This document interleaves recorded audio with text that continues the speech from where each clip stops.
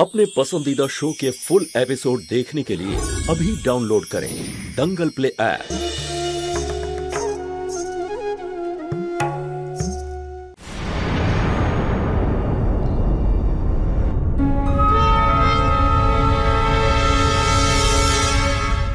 কি এটা কি চাইছোটা কি তুমি আমার থেকে? ডিভোর্স নোটিসে সাইন করে দিয়েছি তো আমি। এবার প্লিজ আমাকে একটু শান্তিতে বাঁচতে দাও, স্বাধীন করে দাও আমাকে। সেটাই তো করছি আমি। এই পেপারে তুমি সাইন করে দিলে আমাদের খুব তাড়াতাড়ি ডিভোর্স হয়ে যাবে।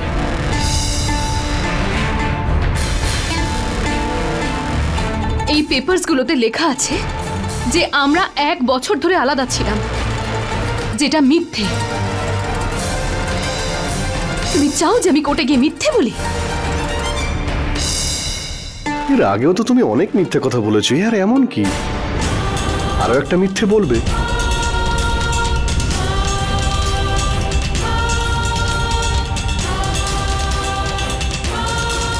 কি হলো, চুপ করে আছো কেন? এই সম্পর্কটা আমি কোনো প্রমাণের সাপেক্ষে তৈরি করিনি, আর না আজকে তোমার ভুল ধারণা ভাঙার জন্য আমার কাছে কোনো প্রমাণ আছে। আমরা আলাদা হওয়ার পরে অনেকবার দেখা করেছি। আমি বোকার মতো এটাই ভেবে এসেছি যে তুমি সেই পঙ্কজ যাকে আমি ভালোবেসেছিলাম।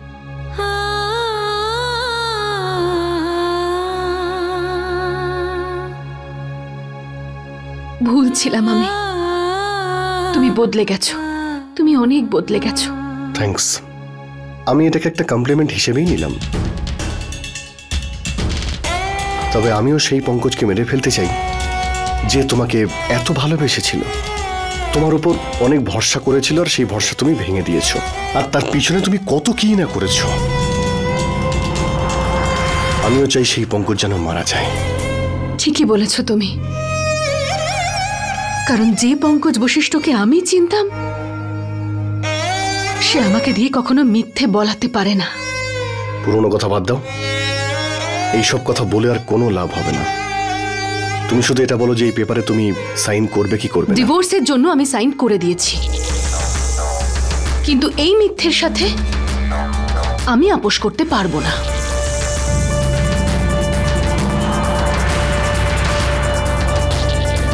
আচ্ছা ঠিক আছে,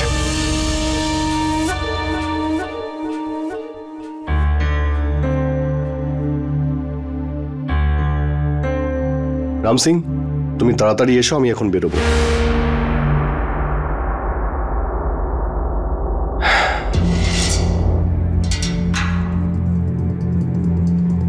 তোমার যদি পরে মনে হয় যে তোমার সাইন করা উচিত ছিল, তাহলে প্লিজ কল মি।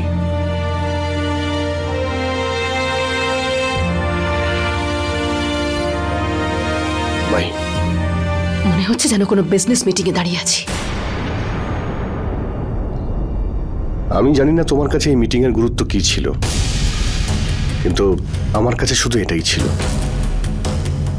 একটা দরকারি কাজ। তুমি যদি সাইন করে দিতে তাহলে আমাদের তাড়াতাড়ি ডিভোর্স হয়ে যেত, কিন্তু এখন মনে হচ্ছে 1 বছর ধরে অপেক্ষা করতে হবে। Anyways by.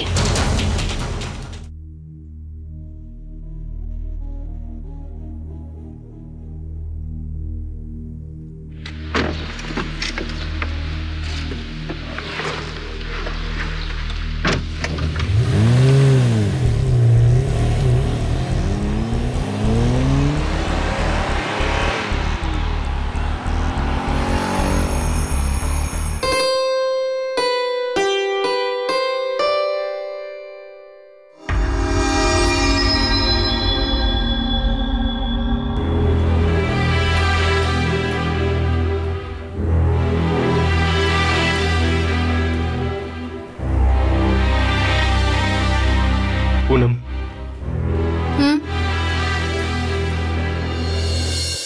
I'm sorry.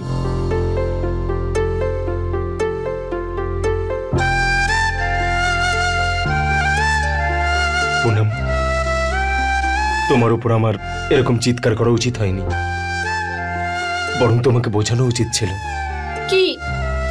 এটাই যে এটা তোমার শ্বশুর বাড়ি, যেখানে যেখানে হাজবেন্ড কথা শোনায় আর শ্বশুর বাড়ির লোক টর্চার করতে থাকে।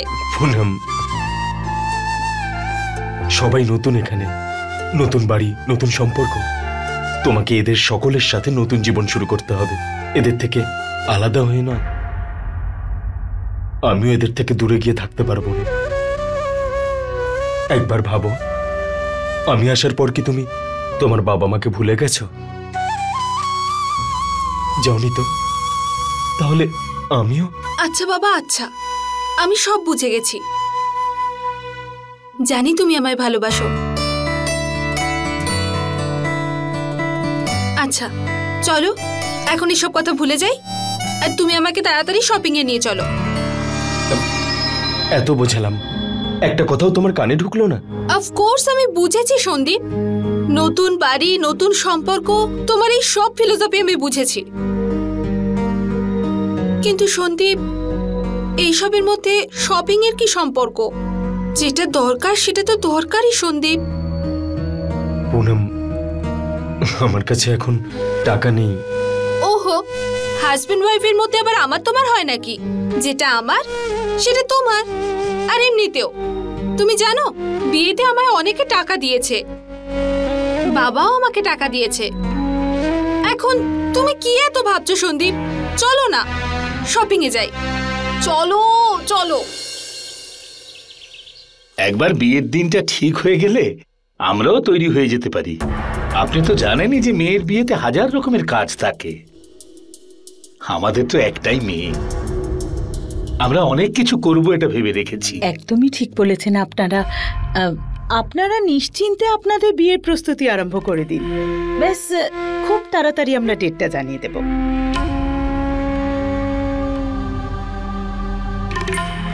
তাও বিয়ের কার্ডে আমাদের তারিখ তো লিখতেই হবে। আমি বলতে চাইছিলাম, যদি আমরা আগে থেকে ডেট ঠিক না করি তো কেটারিং এর লোক, সাজানোর লোককে কি বলবো? আমি বুঝতে পারছি, কিন্তু আরেকটু অপেক্ষা তো করতেই হবে। দেখুন, ডিভোর্স পেপারে জ্যোতি সাইন করে দিয়েছে, আমরা সেটা কোর্টে পাঠিয়ে দিয়েছি, কিন্তু একটা লেটার আছে যেটা সাইন করতে হবে, আর পঙ্কজ সেই জন্যই জ্যোতির সাথে দেখা করতে গেছে। ওই পেপারটা সাইন হয়ে গেলেই ডিভোর্স পেয়ে যাবে, তারপর আমরা ডেট ফিক্স করে নেব। আপনি নিশ্চিত জানেন যে ও সই করবে? কেন করবে না? অফকোর্স করবে। দেখুন, অ্যালিমানিতে ও যত টাকা চাইবে আমরা ততটা দিতে রাজি আছি। আর জানেনই তো, টাকা দিয়ে সবকিছু পাওয়া যায়। আমার বিশ্বাস আছে পেপারটা আজই সাইন করবে। আমি সাইন করতে পারবো না। আমি তো বুঝতে পারছি না যে তুই কি চাস আসলে। মা ও চাইছে যে আমি সেই পেপারগুলোতে সাইন করি যেটাতে এটা লেখা আছে যে আমি আর পঙ্কজ 1 বছর ধরে আলাদা থাকি, যেটা মিথ্যে, আর আমি মিথ্যের সাথে আপোষ করতে পারবো না। তাতে কি যায় আসে রে মা? তুই তো আগেও নোটিশে সাইন করেছিস, ওর তাতে কিচ্ছু যায় আসে না। আর তুই যখন ওর থেকে টাকা চাস না, তাহলে সাইন করে দে আর সবকিছু শেষ কর। কেন কেন এই মিথ্যে স্বীকার করবে আমার মেয়ে? আমার সব সিদ্ধান্তের পেছনে তোমার প্রশ্ন থাকবেই। এই ভাঙা সম্পর্কটার মানে কি বলতে পারো? না জ্যোতি খুশি আছে, না আমরা খুশি আছি, কেউ ভালো নেই এতে। আর বাড়িতে রোজের অশান্তি। ওই দিন দীপুর আশীর্বাদে উকিল চলে এলো, আর আজকে এই নোটিশ। লোকজন কত কি কথা বলছে। বাড়িতে নতুন বৌমা এসেছে, প্রত্যেকদিন যদি এইসব দেখে তাহলে। আর সবচেয়ে বড় একটা ব্যাপার ভুলে যাচ্ছ, ওই বাড়িতে আমাদের আরো একটা মেয়ে আছে। মা, তুই যদি সাইন না করিস তাহলে সুধা কিন্তু খুব খারাপ থাকবে। আর তুই ভৈরবীকে তো চিনিসই, সুধা ওই বাড়িতে থাকতে পারবে না। যদি মানসিক অশান্তিতে ভোগে তাহলে ওর ওই রোগটা যদি আবার ফিরে আসে তখন। সন্দীপ, আজ খুব মজা হয়েছে। স্পেশালি ওই সবুজ রঙের শাড়িটা না, ওটা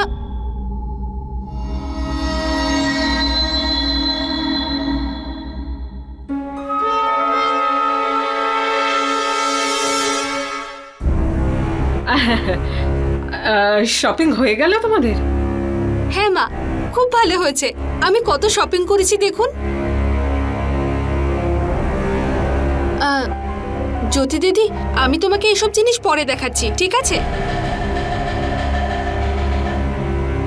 চলো সন্দীপ, এগুলো ভিতরে রেখে আসি, চলো।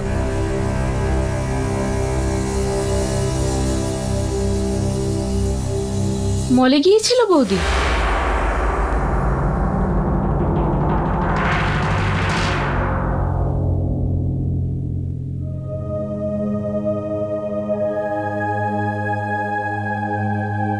দেখ মা,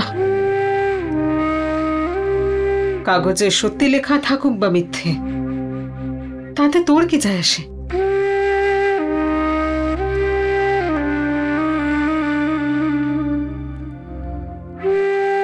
আমি ডান্স ক্লাসে যাচ্ছি। জ্যোতি, তুই তো ক্লাসে সকালে যাস তাই না? হ্যাঁ, ওই সকালে রিহার্সাল হলে কিছু প্রোগ্রাম হচ্ছিল, এখন আবার যেতে হবে।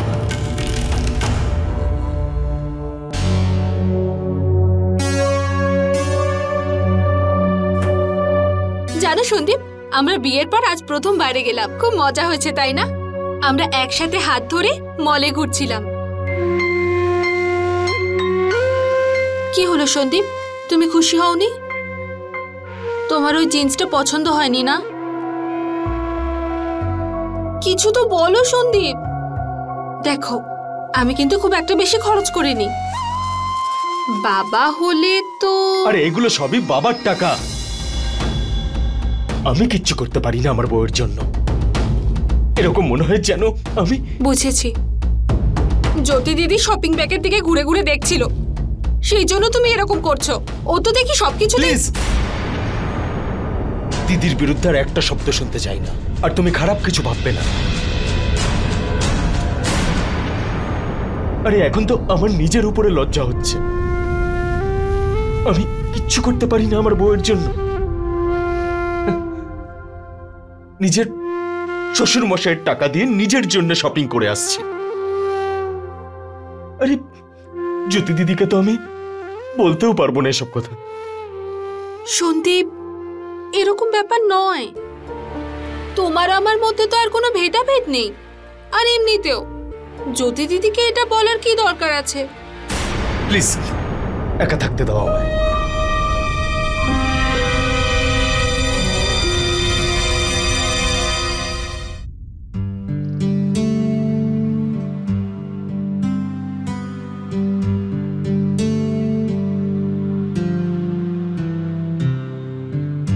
হ্যালো। হ্যাঁ হ্যালো, তোমার আজকে তাড়াতাড়ি আসার কথা ছিল না? কি করব, আজকে অফিসে অনেক কাজ আছে। সুধা, আজকে মনে হয় পসিবল হবে না। কিন্তু 6টার মধ্যে তো তুমি এমনি রোজ বাড়ি চলে আসো। আজকে তার থেকেও দেরি হবে। ঠিক আছে, তাহলে তুমি কালকে অফিসে যেও না। দেখছি, কিন্তু শিওর নয়। কোনো ব্যাপার না, কাজ আগে করা উচিত। ওই উদয় আমরা প্ল্যান করেছিলাম না যে দুজনে মিলে জ্যোতি দিদির সাথে দোলের দিন দেখা করতে যাব। আর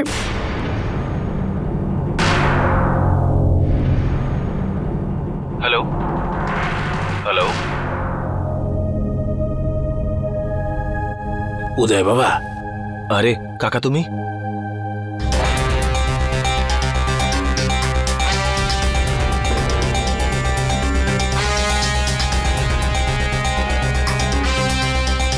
কাল জ্যোতির সাথে দেখা করতে যাচ্ছ? হ্যাঁ, আসলে আমি আপনাকে জিজ্ঞেসই করতাম। দেখো সুধা, আমি জানি যে তুমি জ্যোতির সাথে দেখা করতে তোমার বাপের বাড়ি যাও, কিন্তু একটা কথা বোঝার চেষ্টা করো। এই বাড়ির সাথে জ্যোতির সম্পর্ক ভেঙে গেছে, সম্পর্ক বদলে গেছে। এখন যখন পঙ্কজের বিয়ে হবে, ও তোমার ভাসুর হবে, জামাইবাবু নয়। আর এই সম্পর্কগুলোর মধ্যে কোথাও না কোথাও তোমায় একটা রেখা টানতে হবে, কারণ যদি কোনো সম্পর্ক নষ্ট হয়ে যায় তাহলে কষ্ট সবার হবে। আর এই কথাটা বোঝার সব থেকে বেশি প্রয়োজন তোমার। তখনই তো তুমি এই পরিবারের প্রতি ন্যায় করতে পারবে। দেখো, এখন তোমার শ্বশুর বাড়ি তোমার আসল বাড়ি, এখানে তোমার সম্পর্ক আছে, সেগুলো বোঝো। তোমার বাপের বাড়ি আর সেই বাড়ির লোকেদের প্রতি তোমার যে টান আছে, যে সম্পর্ক আছে, তার জন্য এই বাড়ি আর বাড়ির লোকেদের থেকে তুমি দূরে চলে যাচ্ছ। আর এটারই ভয় সবসময় থাকে আমার। আমি কি বলার চেষ্টা করছি সেটা বুঝতে পারছো তো?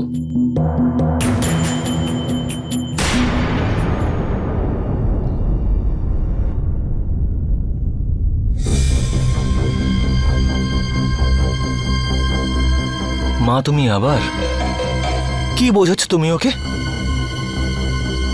যখন তুই জানিস না যে আমাদের মধ্যে কি কথা হচ্ছে তাহলে মাঝখানে বলবি না। মা তুমি। ছোট মা, পঙ্কজ বাবা এসেছে, আপনাকে ডাকছে। আসছে।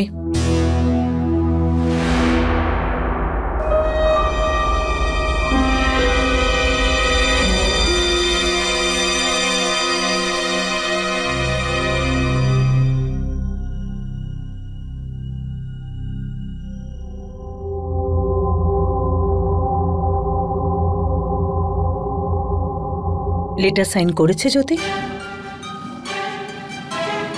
না ছোট মা, ও না করে দিয়েছে। কি? কেন? কিন্তু পঙ্কজ, তুই টাকার কথা বলেছিলি তো? বলেছিলি তো যে ও যত টাকা চাইবে পাবে, নাকি ও অন্য কিছু চায়? সত্যি দেখো, জ্যোতি কোনোভাবেই এই মিথ্যের সঙ্গ দিতে চাইছে না। কি অদ্ভুত ব্যাপার না ছোট মা? পরিষ্কার করে বল পঙ্কজ, কি বললো? দেখো, কোর্টে ডিভোর্সের জন্য আমরা এটা বলেছিলাম যে গত 1 বছর ধরে আমরা আলাদা রয়েছি, কিন্তু জ্যোতি এই মিথ্যের সঙ্গ দিতে চাইছে না, ও না করে দিয়েছে। আর আমি যতটা জ্যোতিকে চিনি, ও কোনোদিনই ওই পেপারে সাইন করবে না। তুমি প্লিজ নিলামের ফ্যামিলিকে এটা ফোন করে বলে দাও যে এই বিয়ে হচ্ছে না।